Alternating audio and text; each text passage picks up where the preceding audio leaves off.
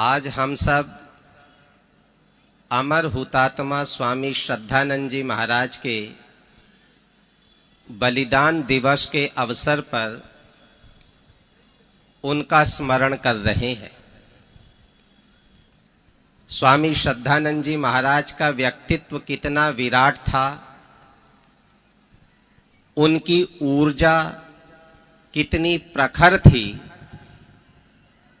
उनका दृष्टिकोण कितना व्यापक था और आर्य समाज ऋषि दयानंद के प्रति उनका समर्पण किस स्तर का था, इस विषय में बहुत सारी चर्चाएं आपने आज भी सुनी है और निरंतर सुनते भी रहते हैं। आर्य समाज को जो दिशा, जो ऊर्जा, जैसा समर्पण और जैसा जीवट अमर हुतात्मा स्वामी श्रद्धानंद ने दिया, वो आज तक हमारे लिए जीवनी शक्ति बना हुआ है। उपस्थित महानुभाव, तत्कालीन भारत, तब जब हम गुलाम थे, हमारे पराये तो हमारे समाज के शत्रु थे ही थे, हमारे अंदर के लोग, हमारे अंदर हमारे साथ इस देश की माटी में पले बढ़े लोग उनसे कहीं ज्यादा बड़े शत्रु बने हुए थे। ऋषि दयानंद ने भारत के सारे समाज का पुनर्मूल्यांकन किया। इतनी ऊर्जा, इतना ज्ञान, इतनी शक्ति, इतना वैभव, इतनी उर्वरकता परमात्मा ने जिस भूमि को और जिस भूमि के निवासियों को इतनी महानताओं से नवाजा है, उस भूमि के लोग गुलामी की बेड़ियों में जकड़े हुए हैं। इसका कोई तो कारण होना चाहिए। और ऋषि दयानंद की पड़ताल में, ऋषि दयानंद की तहकीकात में, ऋषि दयानंद के मूल्यांकन में ये बात बहुत स्पष्ट हो गई कि हमारे बड़े शत्रु वो लोग हैं जिन्होंने हमारे धर्म दर्शन की, हमारी परंपराओं की परिभाषाएं परिवर्तित कर दी हैं, जिन्होंने हमारे समाज को इतना विभेदग्रस्त बना दिया है कि हमारा समाज जातियों के अहंकार में एक अजीब किस्म की कुंठा का शिकार हो गया है। सारा भारत जिस तरह से बिखरा, ऋषि दयानंद के लिए वो एक चिंता का विषय था और भारत के सामाजिक तौर पर बिखरने के बाद भारतीय समाज में शुरू हुए बिखराव का फायदा उठा करके जो निहित स्वार्थी सांप्रदायिक दृष्टि के लोग थे, मजहबी विचारों से भरे पूरे लोग थे, उन्होंने हिंदू समाज में सेंध लगानी शुरू की। सनातन समाज को, सनातन वैदिक समाज को, सनातन वैदिक हिंदू समाज को जिस निर्लज्जता के साथ, जिस घिनौनेपन के साथ लूटा गया, नोचा गया, खसोटा गया, बरगलाया गया, बहकाया गया, उससे इस देश का बहुसंख्यक समाज आत्ममुग्ध होने के बाद पद्दलित होता चला गया। भारत के समाज का पतन भारत का पतन बना। ऋषि दयानंद ने जब इस पीड़ा को समझा, इस संदर्भ को समझा, तो उनके समझ में आ गया यदि भारत को भारत बनाए रखना है, भारत में राम, कृष्ण, गौतम, कणाद, कपिल, चाणक्य की परंपरा को जिंदा रखना है, तो हमें अपने मूल की तरफ जाना होगा। और हमारा मूल वो है जो वेद में है। जो वेद का ज्ञान है वो हमारे ऋषियों का ज्ञान है।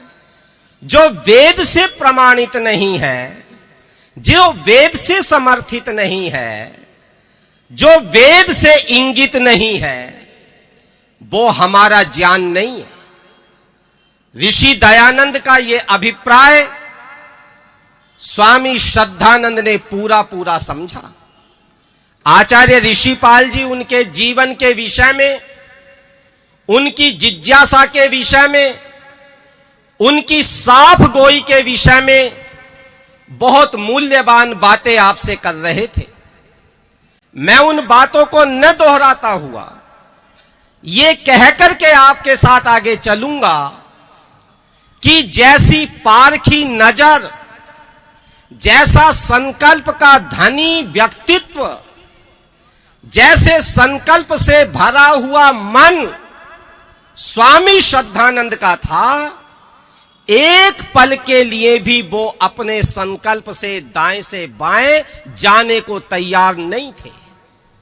स्वामी श्रद्धानंद का व्यक्तित्व जहां से शुरू हुआ उसमें बहुत सारा आचरण गंदा था, उसमें बहुत सारा व्यवहार निंदनीय था। जवानी के जोश में, संगति के प्रभाव में, धन के नशे में, फैशन के तौर तरीकों में बहुत सारी बुराइयों को उन्होंने अपनाया। लेकिन जब बुराई को बुराई के तौर पर आइडेंटिफाई किया, जिस दिन बुराई बुराई के तौर पर समझ में आ गई, उसे छोड़ने में सेकंड नहीं लगाया। ये क्यों था? क्योंकि वो डुअल नहीं थे, क्योंकि वो दो नहीं थे, क्योंकि वो एक थे। वो एक व्यक्तित्व को जीते थे, एक लाइन पर जीते थे, एक तरह के जीवन के अभ्यासी थे। और इसलिए उनके जीवन में कोई पाखंड नहीं था। उनके मन में कुछ चल रहा है, उनके दिमाग में कुछ चल रहा है, उनके आचरण में कुछ चल रहा है। यह स्वामी श्रद्धानंद का जीवन नहीं था। उनकी अनुकूलता है तो उसे साफ साफ कहा, उनकी प्रतिकूलता है तो उसे साफ साफ कहा। उन्होंने स्वामी दयानंद के मिशन को अपना मिशन बनाया और स्वामी दयानंद की मृत्यु के बाद, ऋषि दयानंद के महाप्रयाण के बाद, स्वामी श्रद्धानंद ने आर्य समाज के अन्य नेताओं के साथ मिलकर के, आर्य मुसाफिर पंडित लेखराम के साथ मिलकर के, महात्मा हंसराज के साथ मिलकर के, उस समय कार्य करने वाले आर्य समाज के सैकड़ों हजारों कार्यकर्ताओं के साथ मिलकर के देश के एक कोने से दूसरे कोने तक आर्य समाज के झंडे को, ऋषि दयानंद के सिद्धांतों को जिस तरह से बुलंद किया, आज साधन संपन्न होते हुए भी हमें उसे देख करके आश्चर्य होता है। स्वामी श्रद्धानंद ने जिस तरह के अभियान को आगे उठाया, गुरुकुल शिक्षा के साथ साथ जिस अभियान को आगे उठाया, उसकी चर्चा आचार्य ऋषिपाल जी ने की है। और क्योंकि हमारे बीच में श्री कपिल खन्ना जी यहां विराजमान हैं, उनका स्वागत हमने किया है और उनको कहीं आवश्यक कार्य से जाना है। मैं आदरणीय भाई कपिल खन्ना जी के बड़े भ्राता श्री अरुण जी को व्यक्तिगत रूप से तब से जानता हूं जब वो कुरुक्षेत्र में संघ के प्रचारक होते थे। तब से मेरा आपके भाई साहब परिचय है कपिल जी। तो उनको बीच में जाना है। मैं चाहूंगा कि उनको एक सम्मान आर्य केंद्रीय सभा के माननीय अधिकारीगण, आदरणीय भाई विनय जी, जोगिंदर खट्टर जी, कृपया साथ ही आ जाएं। वो आप सबकी जोरदार करतल ध्वनि के बीच उनको सम्मानित करेंगे। एक बार जोरदार करतल ध्वनि से भाई कपिल खन्ना जी का स्वागत करेंगे।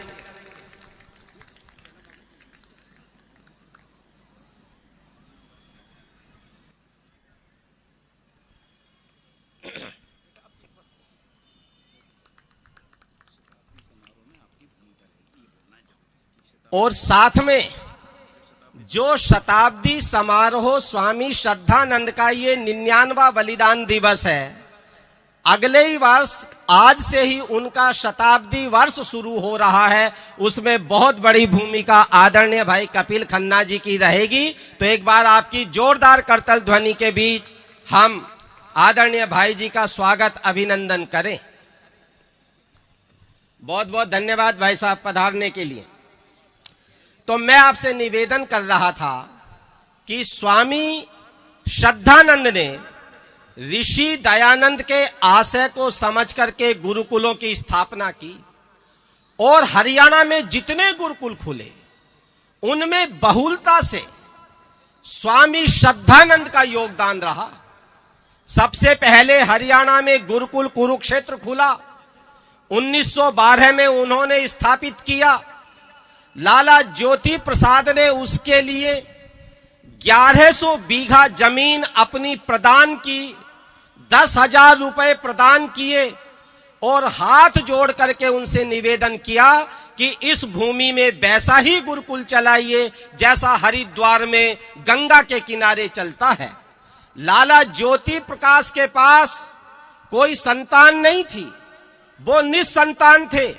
जैसे गुरुकुल महाविद्यालय ज्वालापुर की जमीन देने वाले बाबू सीताराम जी निसंतान थे, मैं आप सबसे कहना चाहूंगा आज गुरुकुल कुरुक्षेत्र में लाला ज्योति प्रसाद के नाम का 2 बार जयकारा लगता है और उनकी गोद में उनके द्वारा दी गई भूमि में बने परिसर में आज 1,500 बच्चे जो शिक्षा प्राप्त कर रहे हैं वो उनके असली वंशज हैं, वो उनके असली पुत्र हैं।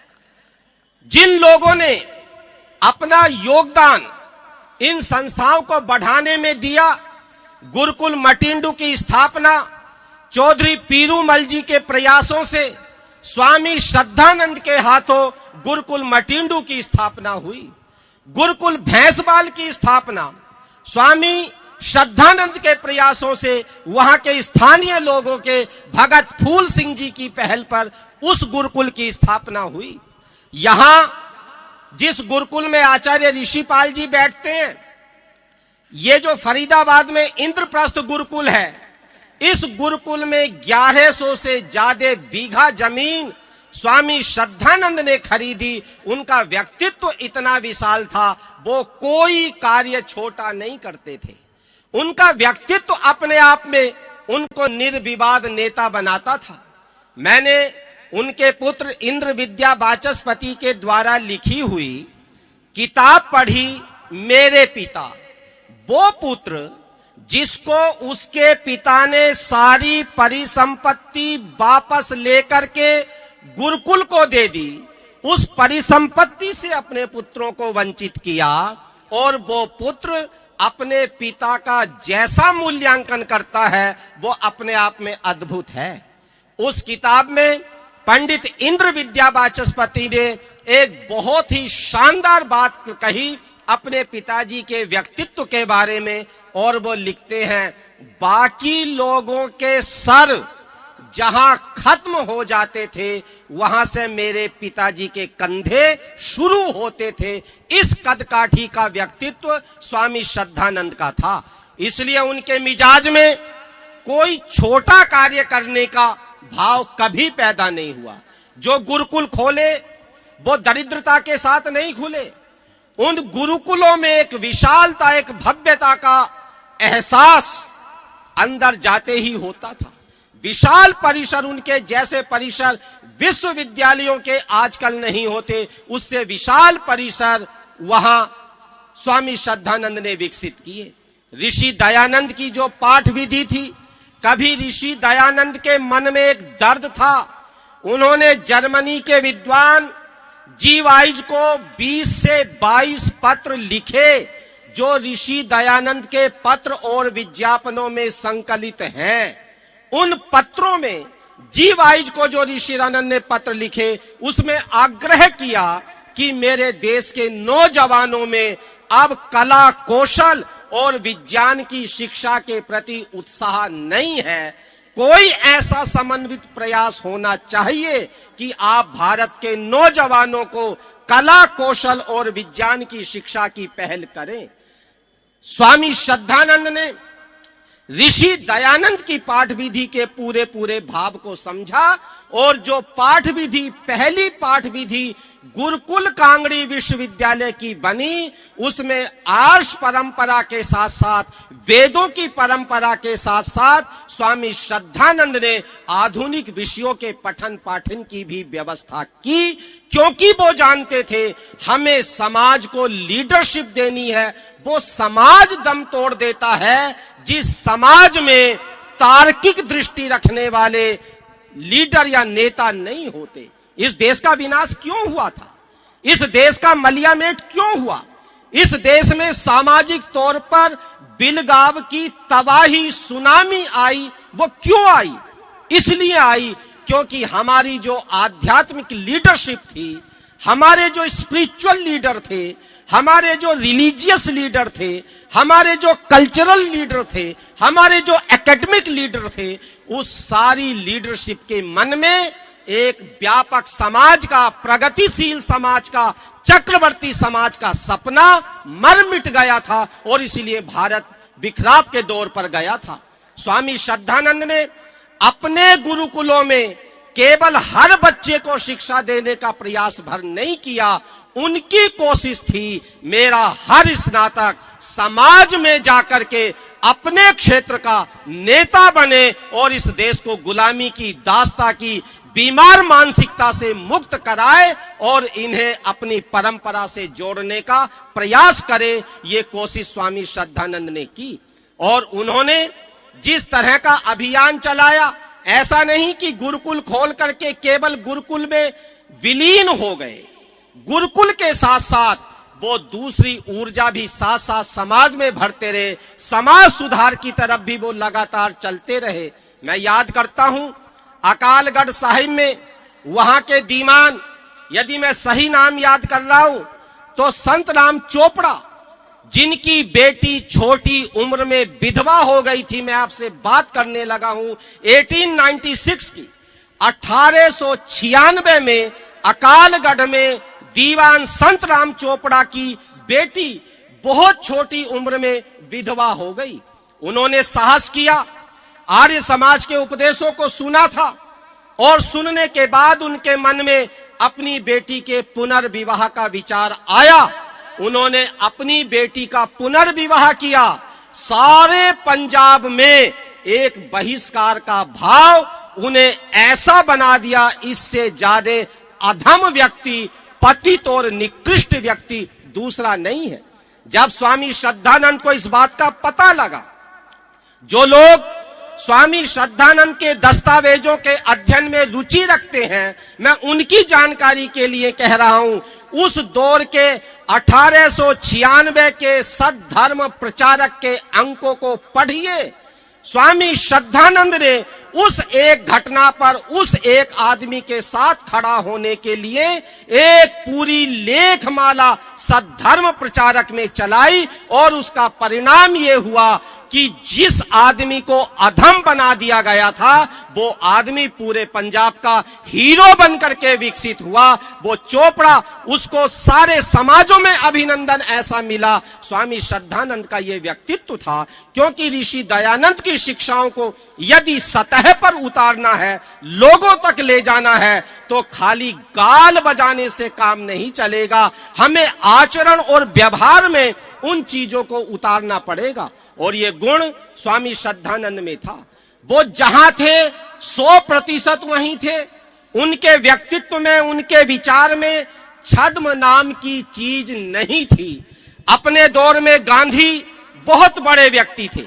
हालांकि जब तक स्वामी श्रद्धानंद का उदय हुआ उस समय गांधी का व्यक्तित्व स्वामी श्रद्धानंद के व्यक्तित्व से बड़ा नहीं था, लेकिन गांधी जी के साथ गहरी मित्रता का भाव होने पर भी जहां उन्हें महसूस हुआ कि गांधी जी का जीवन यहां राष्ट्र के समाज के खिलाफ जा रहा है, उन्होंने गांधी जी का विरोध करने में रत्ती भर भी गुरेज नहीं किया, बड़ी साफगोई से अपने विचारों को व्यक्त किया।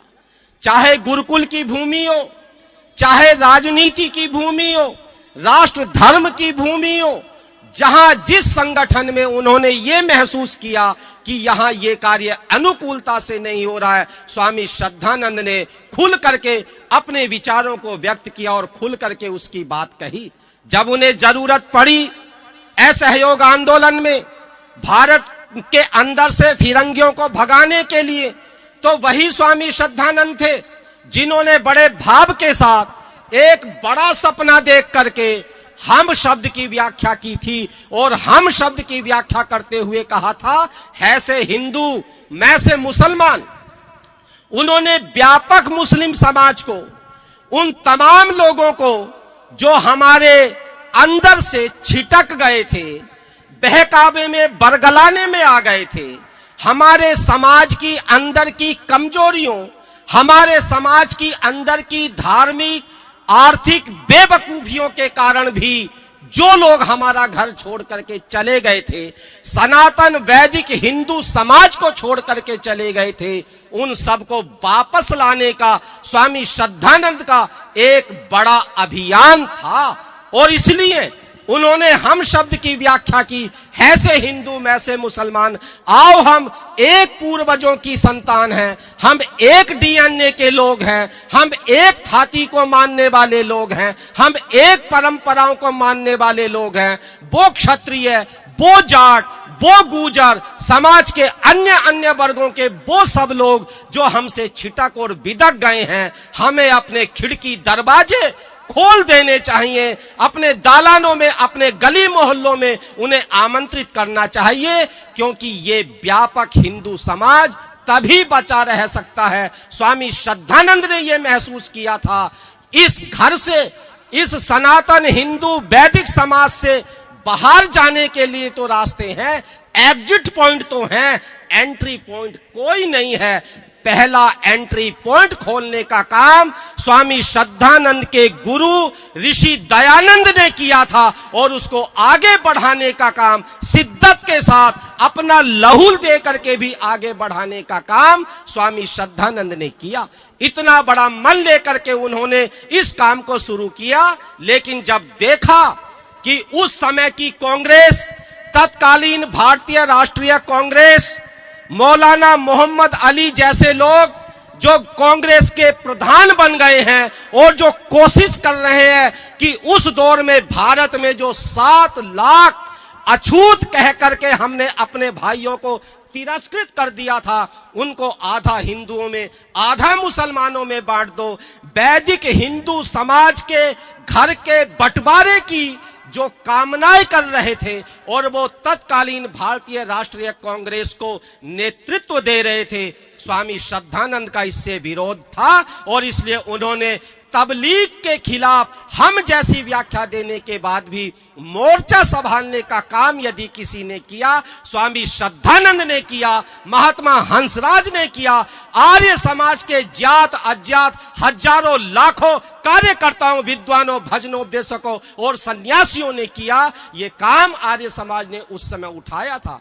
बंधुओं, मैं आपसे आग्रह पूर्वक कहूंगा, यदि ये काम हमने उस समय बंद ना किया होता, इस अग्नि को मध्यम ना पड़ने दिया होता, व्यापक हिंदू समाज ने यदि इस विचार को, इस आंदोलन को भरपूर पोषण दिया होता, भरपूर समर्थन दिया होता, सर आंखों पर लिया होता, आज बांग्लादेश में जो हो रहा है नहीं होना चाहता, यह नहीं होता। आज पाकिस्तान में जो हो रहा है वो नहीं होता, क्योंकि हमने अपनी गलतियों के कारण उस तरफ ध्यान नहीं दिया। और आज आलम यह है कि बंगाल के अंदर जिस तरह के अत्याचार हिंदू समाज को झेलने पड़ रहे हैं। आप सब टीवी स्क्रीन पर लगातार उन्हें देख समझ रहे हैं। भाई विनय की एक क्लिप बड़ी वायरल हो रही है।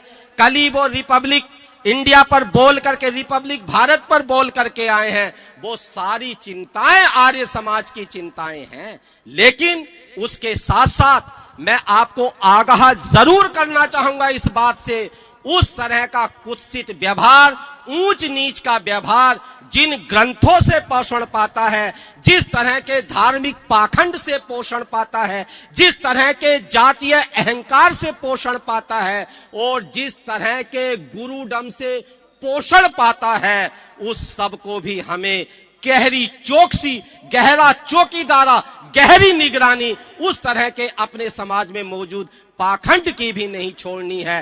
क्योंकि आर्य समाज ऐसा चौकीदार है जो केवल बाहर के चोर से घर की रक्षा नहीं करता, घर के अंदर बैठे हुए बेईमानों और चोरों से भी घर की रक्षा करता है। यह आर्य समाज का मिजाज है, यह ऋषि दयानंद की चेतना है, यह स्वामी श्रद्धानंद के जीवन का फल है।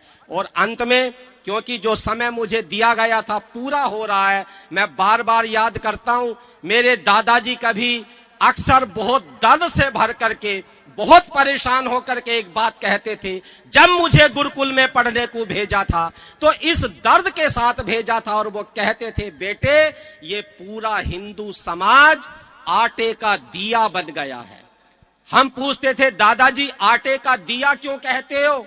वो कहते थे, आटे के दिए की एक नियति है, एक ही भाग्य है, उसे बाहर रखेंगे कौवा ले जाएगा, अंदर रखेंगे चूहा ले जाएगा। हम आटे का दिया बना दिए गए हैं।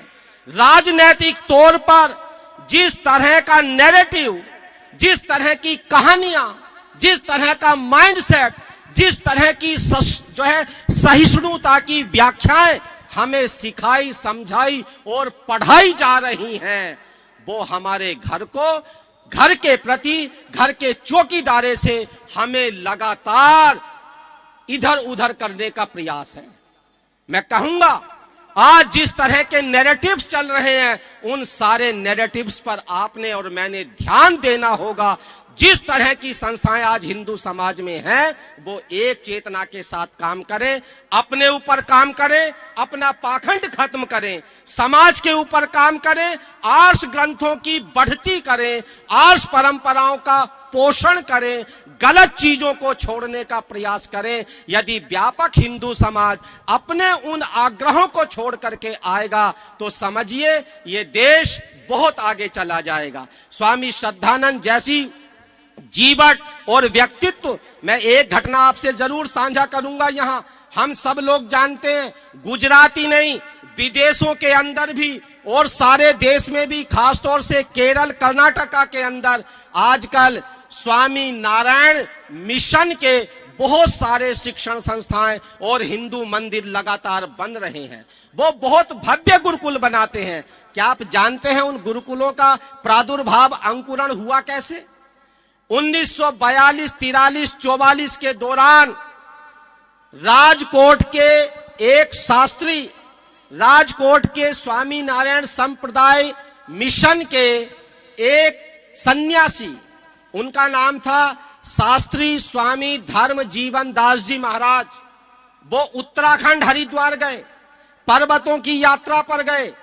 वापस लौटते हुए वो गुरुकुल कांगड़ी हरिद्वार पहुंच गए।